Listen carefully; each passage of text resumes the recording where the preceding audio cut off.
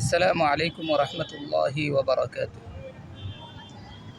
সম্মানিত ভিউয়ার্স, আপনারা সবাই কেমন আছেন? আমি আলহামদুলিল্লাহ ভালো আছি। আজকে ঠিক ওই জায়গাটিতে আছি যেখানে আমি প্রথমে একটি ভিডিও বানাইছিলাম। ঠিক ওই জায়গাটার উল্টা পাশে মেট্রো স্টেশন, উত্তরা দক্ষিণ স্টেশনের নিচে বসে আছি। তো এখানে বসে আসলে উত্তরা আপার বাসা থেকে এসে শরীর আর কুলাচ্ছিল না, খুবই ক্লান্ত লাগতেছে, এই জন্য এখানে একটু বসলাম।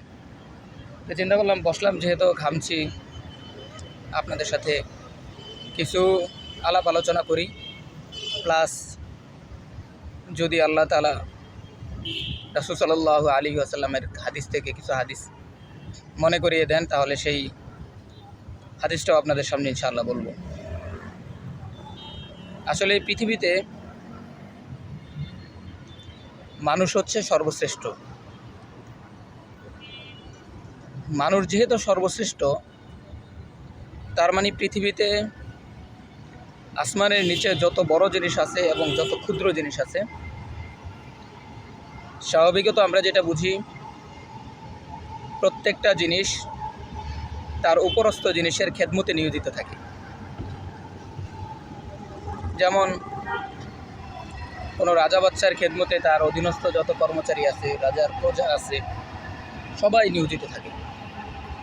ঠিক তেমনিভাবে সারা জগতের আসমান জমিন সব কিছুর মালিক আল্লাহ তাআলা মানুষকে সর্বশ্রেষ্ঠ করে বানাইছে এবং তার শ্রেষ্ঠত্ব প্রমাণে পৃথিবীর সকল কিছুকে তার খেদমতের জন্য সৃষ্টি করেছে। আর এই জন্যই মহান রব্বুল আলামিন বলেছে, হুয়াল্লাযী খালাকা লাকুম মা ফিল আরদি জামিআ, যে আল্লাহ তাআলা পৃথিবীর যত কিছু আছে সব কিছু তোমাদের কল্যাণের জন্য সৃষ্টি করেছেন।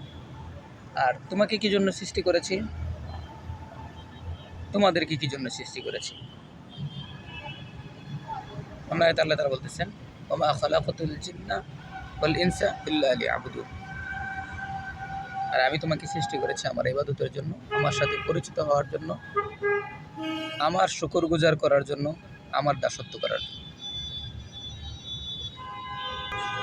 যেহেতু আমার জন্য বিশ্বের সব কিছু আল্লাহ তাআলা আমার অধীনস্থ করেছে, আমার খেদমতের জন্য করেছে, তাই আমাদেরও উচিত, আমাদের সকলের উচিত যে আল্লাহ তাআলার ইবাদতে, আল্লাহ তাআলার আনুগত্যে, আল্লাহ তাআলার সন্তুষ্টিতে জীবনের শুরু থেকে শেষ পর্যন্ত কাটানো। সুতরাং আল্লাহ তাআলা আমাদের এই কথাগুলো বোঝার এবং সেই অনুযায়ী আমল করার তৌফিক দান করুন। আসসালামু আলাইকুম ওয়া রাহমাতুল্লাহ।